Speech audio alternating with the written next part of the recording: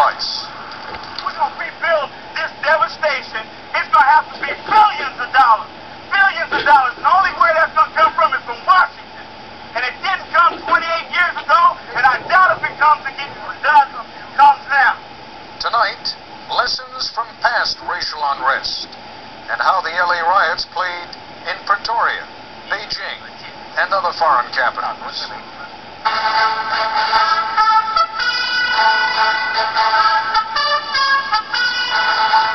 This is ABC News Nightline. Reporting from Washington, Ted Koppel. Among the costs of the Los Angeles riots that no one has as yet calculated is the loss in U.S. prestige. There is, after all, scarcely a corner of the world so remote that it does not receive instantaneous satellite transmissions from the United States. And particularly in those countries that resent America's strength and its claims to global leadership, there is a certain glee, what the Germans call Schadenfreude, taking pleasure in someone else's misfortune. Washington does, after all, take pride in holding other governments to the high moral, legal, and human rights standards that the United States claims as its own. It was probably to be expected, then, that other governments, which have bridled under U.S. criticism, would relish turning things around. What other countries are saying about what happened in Los Angeles is not necessarily fair. It's going to make a lot of you angry. But if you're wondering how others see us these days, here are several brief updates from ABC News correspondents stationed around the world. The Israelis have been fighting the Palestinian uprising for more than 4 years and are now watching with interest how their often critical American friends handle disturbances of their own. The riots in Los Angeles received extensive coverage here, just at a time when the Israeli army was fending off charges that it was following a shoot-to-kill policy against protesters. Perhaps an Israeli would be justified telling his well-intentioned American friend, come off it. We both got problems. In Iraq, the government, which has repeatedly been condemned by the United Nations, quickly called for a Security Council debate on the Los Angeles disturbances. Libya's Muammar Gaddafi said the verdict in the Rodney King trial proves that the 2 Libyans accused in the Lockerbie bombing would never get a fair trial from an American jury. And Iran's supreme religious leader, Ayatollah Khamenei, said the Los Angeles uprising, as he put it, shows that the United States has no business pointing its finger at others. The leader refuted Washington's claims to be the forerunner of human rights in the world, as millions of Americans have been deprived of their basic civil rights in the U.S. society. There is a lot of smirking now in the Middle East, as the nation, which people here call the world's policeman, has to deal with trouble in its own front yard. This is Todd Carroll. China has reported the rioting in Los Angeles to make a case to its people that there are violations of human rights in the United States, and ask what right America has to act as the world's human rights policeman. One newspaper said the riots showed the hypocrisy of democracy and the morbid state of American society. The reports created a chilling sense of an American city under siege. I know it is controlled by the army, so it is really dangerous, of course. 已经使这个城市面貌全非。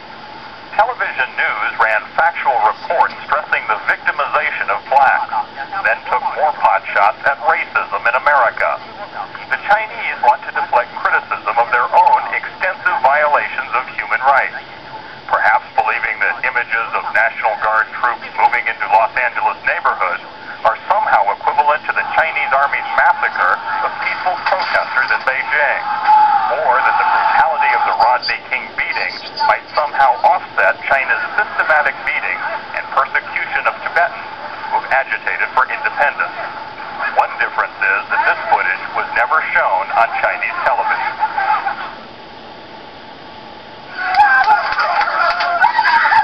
This is Don Kladstrup in South Africa, where racial violence and tensions between the police and community are not the exception, but the norm. People are used to riots, used to running battles with police, used to death. But when they saw it happen in Los Angeles, they were shocked. I've seen that racism is still there in America. Yeah, I didn't think something like that could happen over there. I thought it was only something that, we saw here in South Africa, not over there.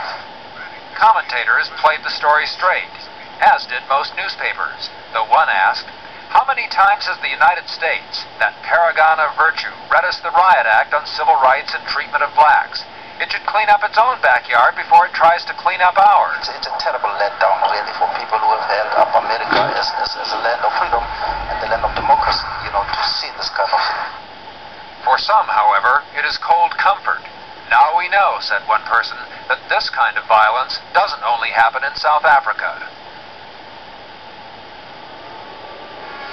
This is Jerry King in Berlin. German TV had planned to lead with domestic news, a major national strike. Riots changed that. Ausnahmezustand in Los Angeles. Los Angeles overshadowed everything when the rioters hit the streets. People looked at it incredibly to see Los Angeles, an American city, like a war zone. According to one newspaper, this was hatred in America. It looked like Kuwait on fire. It disturbed Germans. We thought America is a state of freedom, and it is a real revolution, Several commentators warned that Germany, with its widening social divisions, must learn from L.A. Wir haben da eben Bilder gesehen. We were just shown pictures which frighten me. Anger and hatred are breaking loose in a society which is similar to ours. His conclusion, Los Angeles is not very far away.